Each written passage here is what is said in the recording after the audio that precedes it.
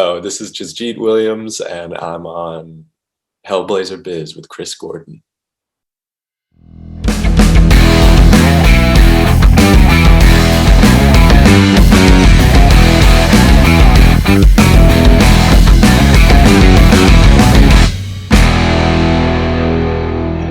Everyone, as you've heard, I am here with Jasjit Williams, who is the lead in the film 40 Love, or one of the leads, one of the main characters, I should say, in the film 40 Love, which is a rom-com, which was released on the 29th of October, I believe. Fantastic. I've seen the film. It's a very amusing film, to be fair. Rom-com's usually not my amazingly type thing, but to be honest, this was actually, I thought the writing of it was so well done, and obviously acted out really, really well among the characters. But yeah, it made me laugh quite a lot. Which is hope, yeah. The whole, and obviously it's very poignant, and there's a good message towards the end of it as well. I think as well about which I found there, and you can see that there's parallels go through. So I'm not going to ruin the film by telling everyone about what happens in it, the whole thing. But I really enjoyed it. To be fair, thanks, man. There's some fantastic points. I mean, the first thing I've got to point out though, Jasjit, is I lost with that equation on the t-shirt in the very beginning. Beek was wearing a t-shirt with an equation on, and it's been bugging me since I've been looking at it, what the equation meant. Is that something you know? Honestly, I wish I could tell you. It was just something that the costume department was picking up, because Beek is like a character who's super into statistics. Do you remember what it said? Because I don't. I can't now. I haven't got it written down, but I should have written it down, shouldn't I? Yeah. No, I think they were just like, this is a geeky t-shirt, and it had like algebra or something on it. Yeah, it did, yeah. If it was something like E equals MC squared, fine, I understand that. Yeah, that's a popular one. That's a well-known one. Yeah, I'll have to find that out. I'll have to write it down and see if I can find it out. I should have Googled it before. No, I wish I could give you a good answer for it. It's going to leave me wondering even more now. I was hoping you'd be able to. It was something poignant, so you'd be able to say. No, there wasn't like any like deep, like interesting, like piece of the character in that. I think it was just like, it was just something like, they had given us a bunch of t-shirts to pick, and that was like the one that I guess they had picked. But yeah. Fair enough. Okay, fine. Well, that's answered that. I did actually. If it's got no meaning behind it, that's fine. Cool. Yeah. So how did you land? It was like 2 years ago that I worked at.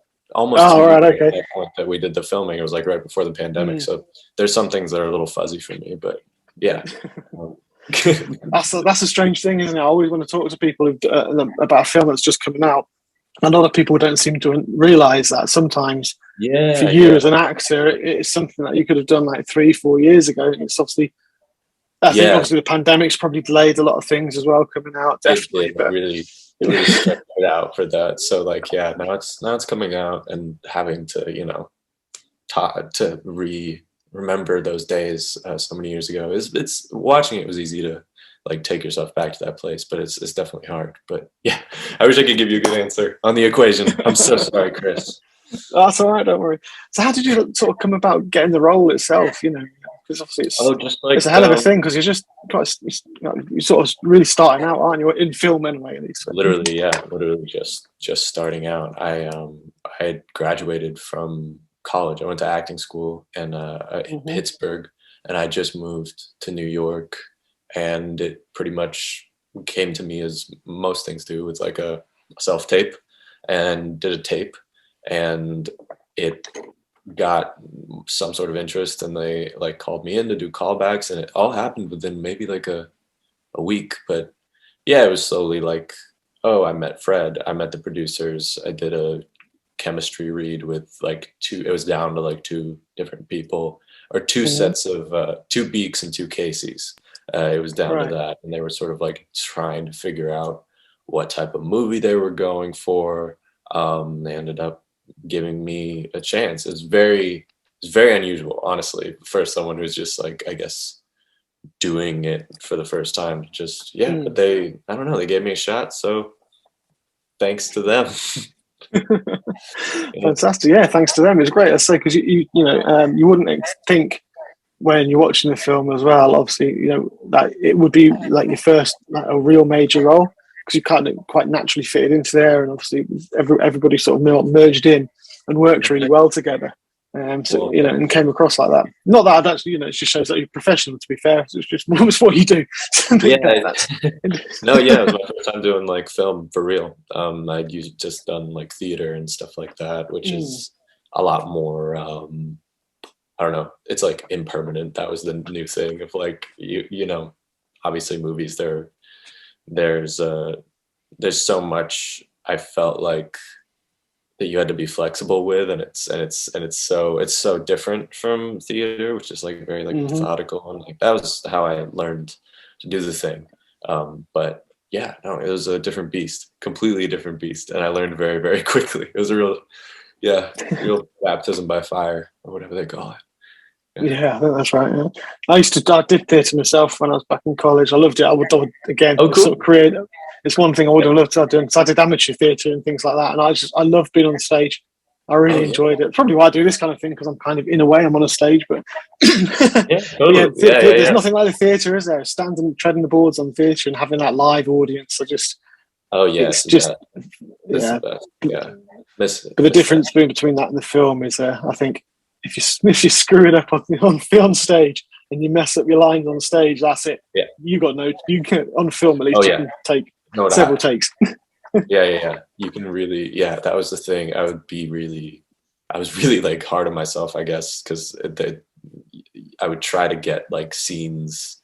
Yeah, I would like rehearse them like a theater actor, I guess, where I would try to get through them all the way and like get all the lines down. And I realized slowly that that's actually not what you're supposed to do. Like people are very flexible. You don't actually have to get your entire scene perfect because they're going to cut everything together and cut many different takes. And like, that was new to me. That was very, very new to me. But yeah. Cool. Yeah, I often wondered before I started doing this how people learnt the film lines when they've been doing theatre, because I would think the same. I'd try and learn the full script out rather than just like a lot of people come on and they just learn the scene they're filming that day, which just makes it's not easier in a way because obviously it's intense doing film work. But it's more about, I guess, for me it was more about just having to be completely flexible because the filming process was like really, honestly, really crazy. And like when you're working on film, it's like there's like so many other things that can go wrong that don't have anything to do with you. So for the most part, it was like being flexible. Fred was the type of person who liked to rewrite scenes like 5 minutes before you did them. Right. And just because like he comes from he wrote for SNL for a while, and that's like sort of his background. It's like, if you know anything about SNL, it's really, really fast. Yeah, I love people SNL. You just write, and sometimes he would like feed you jokes during your scene, and you'd be like, "Well, try this like riff," and you'd be like, "Okay, cool." So it's actually the opposite of what I was I guess trained to do, but it was just like you just had to be flexible and open to whatever happened on the day. Yeah. Fair enough. It sounds like it's a good way to learn as well, to be honest. If you've got someone like that, like Fred, being able to just throwing stuff in and changing things at the last minute, it's a great way to start to sort of pick up and like you say, become more flexible and become more experienced at an an early stage to handle whatever can be thrown. Yeah. It's like I said, it was trial by fire. So. I mean, he's mentioned jokes there as well, obviously, because it's a rom-com, so there are plenty. I've got to say, I was cracking up at the eulogy. That was, if you can remember about the eulogy you had to give. That was just. I think it was just that one line when. I think was it with your uncle, wasn't it? It's like, you go, you'll make it better the next time. And looking, I really didn't mean to look at you, uncle.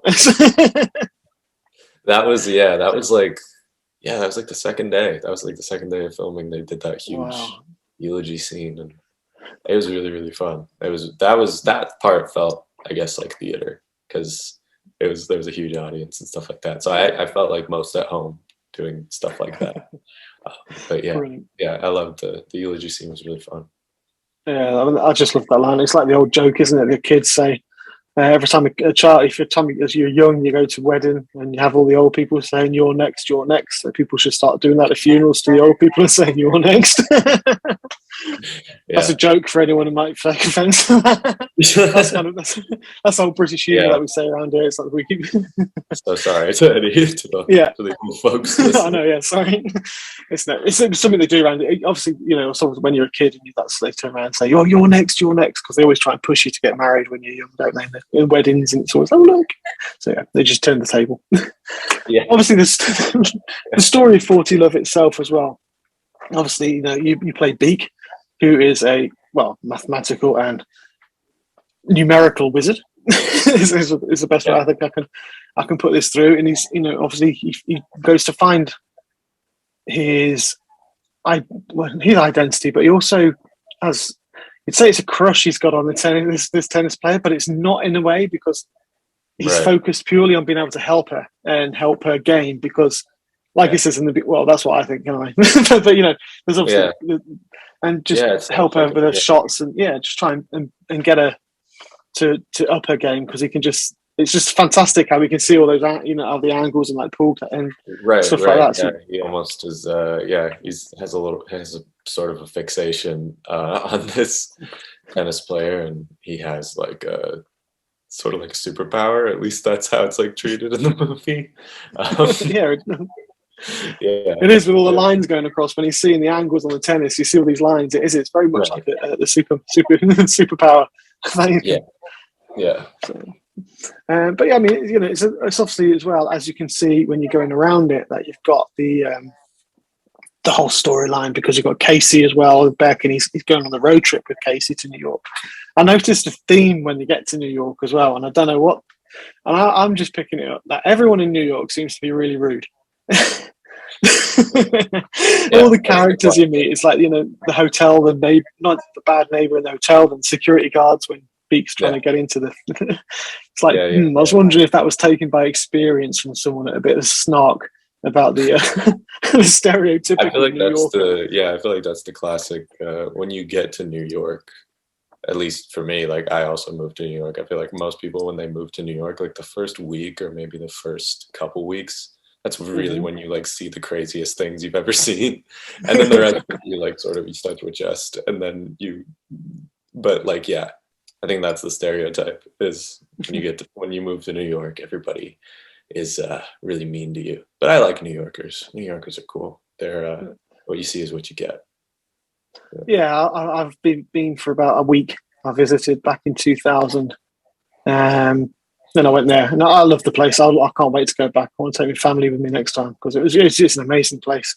Yeah, no, it's like, I've lived in London, and London's got a similar reputation. It's quite.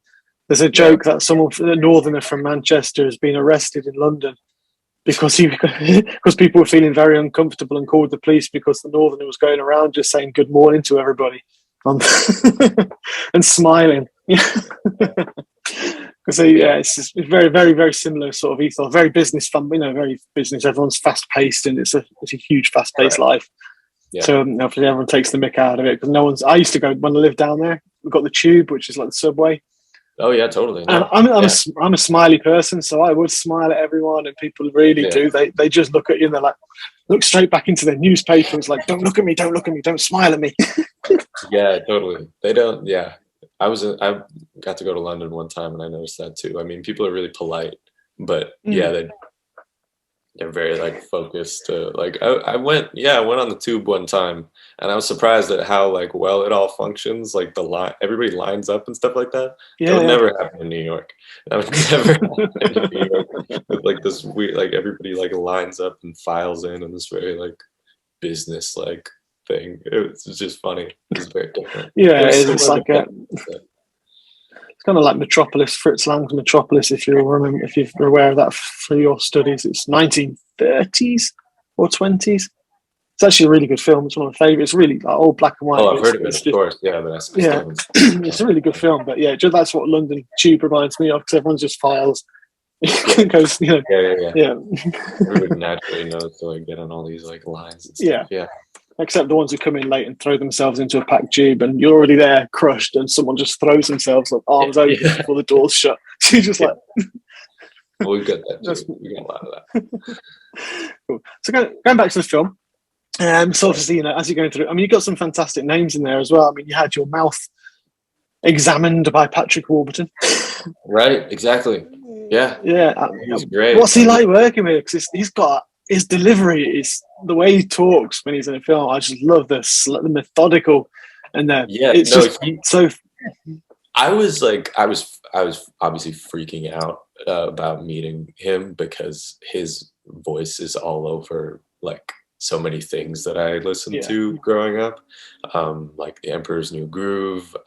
He was Kronk in The Emperor's New Groove, which I didn't tell him before we started filming. I wanted to like be professional or whatever, but that's like one of my favorite movies growing up was The Emperor's New Groove. Like I could recite.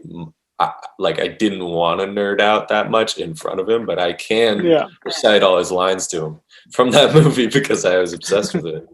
But he was really in it. He was super professional, like that character that he was doing. He was just like that from when I first met him. So I thought that was just how he was. When he was like showed up on set and like was like in between takes, he didn't do anything other than like stay really, really focused which is exactly what you needed. And it made it like really, really funny because in my mind, and then as soon as it was over, like as soon as we got it and the scene was over, he was like really, really like nice and like and like outgoing and like not that at all. So I was so then I got to like actually get to know him. But before the scene, he was pretty much like super professional. I'm in it, and it helped the scene a lot. I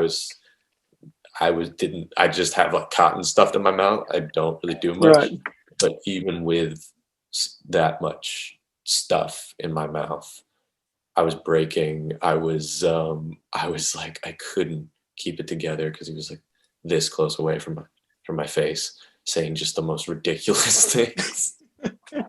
They were the most surreal things that you'd ever expect anyone to come out with in that situation.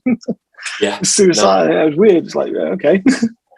His delivery of it is just deadpan. It's just it comes out of nowhere, but he really got it. He like really just committed to the bit, and huge respect to him. Yeah, it was fun. It was very, very funny. He's one of the. I'm hoping he might be able to get him on the show as well to talk about the film. So we'll fingers crossed on that one because he'll be amazing. He's great. Yeah, because I think most recently I saw him in as Lemony Snicket, in a series of unfortunate events. Yeah, totally. Because he did that as well. It's like very, very distinctive. But you've also got Tommy Flanagan, so you work with him, and then you come to Tommy when you're the coach.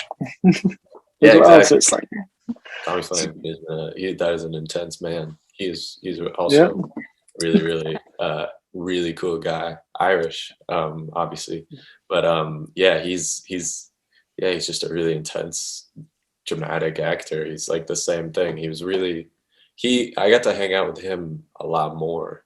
Actually, he was on set a little bit more. Patrick was only on set for like a day, but hanging out with Tommy was really cool. He was I don't know. He's like been around and he's been in this industry for a long time, I guess. So he was, and me just sort of like fresh faced and like eager. I was like wanted to talk to him about a bunch of stuff, and he was a really good guy. He was like, he's played such dramatic, intense things in his career, and I'm like familiar with his work. I really love Ratcatcher.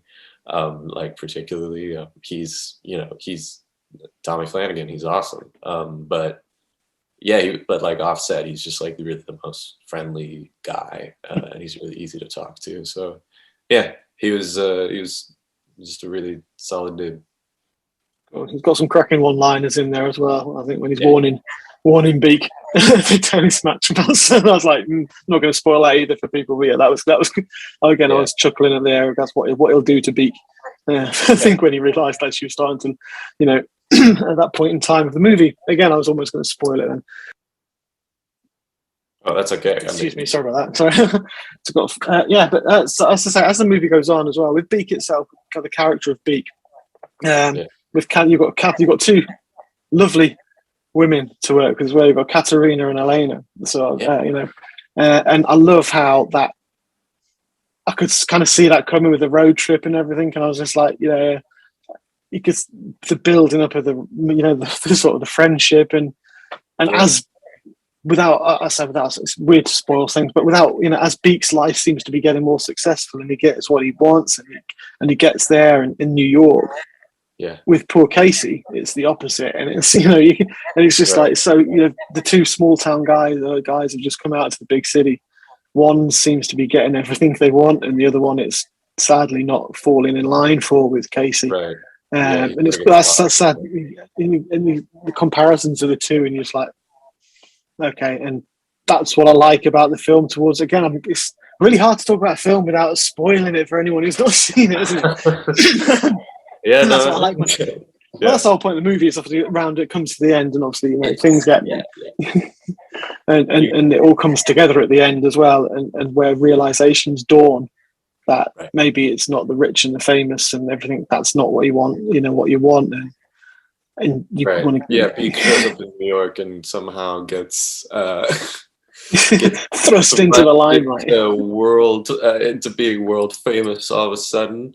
But yeah, I guess but that's the reality of that, I guess, is there are more important things. Yeah. How much tennis do you know about before? I mean, going into a movie about tennis, how much did you play tennis? I will fully admit to that I did not know any tennis going into it, and then I started watching. Games and stuff like that, and I mean, it's an intense sport. And then I watched this year's U.S. Open. I watched that with what was it? Emma Raducanu, and then Medvedev versus Djokovic. There's I don't know. It's just it's like boxing almost. Like the names and stuff are like really are bigger than the there's all this like drama between the players or I don't know. I started watching it and I don't know why I hadn't really checked out tennis before, but it's a really intense sport, I guess, because it's just like one person, it's one-on-one, it's just them. It's also silent. Like that part of it is like really magnifies how intense it is. But yeah, no, it made me appreciate it for sure. And because I wanted to learn about it before I started the movie. So yeah, definitely have deeper appreciation for tennis. That's good to hear. Tennis, it's weird. It is because it does. You're right. The whole court goes silent when they're playing, except for there's not a sound in the court at all from anyone. Yeah. I'm used to. It's very strange. Yeah, I'm used to loud sports, I guess. Oh, at least in American sports and stuff like that. And I don't even know where tennis is from, but like most American things, you got to be able to yell at people. I think it's from England. I think I might be wrong, and I'll probably get proved wrong. I'm pretty sure it's English one. I should know that, I think. But yeah, come on. Yeah, come on. You've just been in a film about it. You don't even know the history. Yeah. So yeah, I say the movie itself is a lovely. I'm trying to skirt around without spoiling it because I don't want to spoil it because there are several parts in that film which obviously it's a rom-com and it's how it all comes together and everything is really well done. I mean, the locations that they film in and going to New York and getting those big shots of Times Square and going up, I think Fifth Avenue or whatever I think it was. I've seen all that coming in and then going to the little backwater hotel, the first one in the middle of nowhere, and then a nice posher hotel, which I actually resonated with. Because when you went in there, you had the doorman, sort of the concierge, looking down on Beek at the time, and I remember when I lived in Germany for a year, but I stayed in a hotel in Hamburg, which is a very similar type of hotel because my parents came to visit, so I kind of went over there and stayed in the hotel, and I walked in jeans and a t-shirt, and I was basically the guy followed me around, security followed me around the whole place. And they looked right down on me until I was like, "Yeah, can I have my key, please?" because I'm just staying in this room, and they were like, Yeah, "Oh, right, really?" And I was like, "Don't be snooty on me. I'm judging people just because they're just wearing, yeah. So, I bet you felt. I bet you, that's a good feeling, when you can be like, no, oh, it is. Yeah, when you go in and you say, "Yeah, I'll take my key, supposed to please, be because I'm here. paying your wages." So yeah, I did like that about Beak and Casey on that one as well, and obviously the glamour of when they get to their rooms and see the sides of it from where they've come from. And it's very Casey's also got a very sad story as well, which when she opens up about Yeah, totally. She does. that Yeah, was it's great. yeah. It's just an aura. I feel good, but yeah, her story is quite sad how she's got there and where she wants to, and her Yeah, motivations as well. it's interesting. Yeah, the Casey's story is it's in contrast to the craziness of the movie. Is sort of Casey's Yeah, sort of like it will sort of more. not brings it down. It just brings the level down a bit more of Yeah, a, no, it balances it out, I would yeah, say. balances it. That's the one. That's the one. Yeah, to Beek's fantastic lifestyle that he suddenly he dreamed of, with getting friends taking the mickey out of him at the beginning, and yeah. and then his brother at the end. He's like, "That's my brother. That's my bro. That's my brother." Yeah, Beeks' journey is just pretty much a series of constantly getting roasted by the people he meets. It's pretty funny. It is, yeah. That's the whole comedy of the film. Is just everyone, and no matter who he meets, it's everyone along the line. That's it. He just gets completely roasted, and then all of a sudden Yeah, they're all quiet when the tabloid newspapers come up, and there's Beak right yeah, up there. It's like how this little, this little nerd. All of a sudden, it's a good one for nerds to be out there. To be fair, all nerds. I'm a nerd myself, but yeah, it's a good one. definitely. No matter who you are, you can always achieve your dreams. Yeah, totally. Yeah, one for the nerds, for sure. Yeah. I mean, yeah, my parents would never let me do a road trip that far either, to be fair. Yeah. That's a hell of a long road trip. But so, as I say, apart from obviously with that, and obviously Beek's character there, and going through and the whole up and down of the whole movie, where do you see yourself going from there now? I mean, that's it's a great start for you with 40 Love. It's fantastic. It is a fantastic film. So I believe you're working on something. You've got some new project coming up. We've been working on one. Oh, It's there on your nothing. IMDb. Whether it's still been there for a while, it's just not come out yet because it's been Yeah, produced. yeah. No, there's nothing. There's a couple stuff, like there's a couple things in the pipeline, but nothing to speak of yet. It's more just, I'm still relatively new to this whole thing, so just working hard and hoping that work begets more work. And yeah, that's sort of the name of the game when you're Yeah, uh, an actor who's just starting out. cool. And I say once 40 Loves gets out now, so it's been out for a couple of days now. So obviously that'll get around. So I'm sure people will start noticing you and Katrina and Elena and everyone now because and picking up. So fingers Yeah, crossed on that one. maybe. Who knows? Yeah. It'd be good. Is there any similarities between Beak and Jasjit? Myself, actually, Yeah. we're very, very different. I mean, I thought the part was sort of interesting. I, I guess Beek is the type of person. He's got like he sort of reminds me of my dad. Dad's an engineer,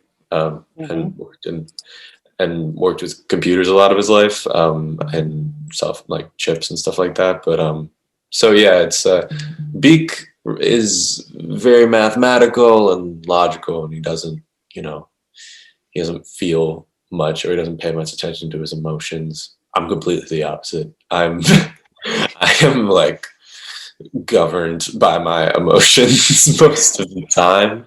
Yeah, I'm with you on that one. But yeah, and I mean, and especially nowadays. Oh God. But yeah, no, I mean, I guess the similarities now are just, I mean, I now like tennis. I didn't before. Yeah. Yeah. But you haven't got that mathematical ability to judge the angles and No, oh my God, no, no, God, no, no. who the hell would have that? I'm sorry, that's just I don't know anyone who'd be able to do If that. anybody had that, they'd be very, yeah, it'd be incredible. It'd be magical. Oh yeah, just imagine how much betting you could do. You know, especially Life yeah, probably. you could become really rich doing something like that. Yeah. I've got one final question for you, Jasjit. I know I sort of it's been wandering here, there, and everywhere, which is kind of how this chats go. I've got a Yeah. final question for you before I wrap it up, which is it's nothing to do with film. It's nothing to do with acting as such. And I've got a feeling you're going to turn around because you're too young, I think, to remember these. But this is a character-based question. I had the history behind it is I had a guy on the show once who was a puppeteer for Jim Henson for 30 years. He still is actually for 30 years. You know, Yeah. doing the Labyrinth, the Muppets, and all that kind of thing. And Oh someone yeah. sent a question in, and I was like, you know what? I love that question. I've asked every single person since. So if Okay. I take it you're aware of the Muppets before I go into the question. Yes, I am aware of the Muppets. Yes.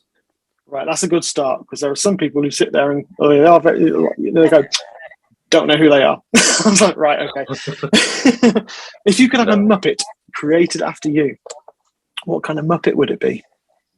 Character-wise, or if there's one out there, you can merge a couple of that already exist. Like It's a good me, the one. person? This is a good question. Yeah, yeah, Okay. exactly. It's Jasjit the If Muppet. I I'm could not be calling you a a Muppet, but if I could, oh right, yeah, no, that's a bad thing in England. If I could be a Muppet, that's a good question. I don't know. I'd,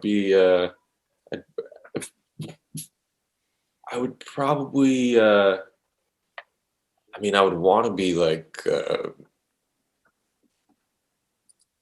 one of the Muppets, the Sesame Street Muppets were what, or like I know the Sesame Street isn't necessarily the yeah, yeah, Muppets, but those were same like things. the similar thing that I grew up on. I always liked the Snuffleupagus. You remember Oh that? yeah, Remember that guy?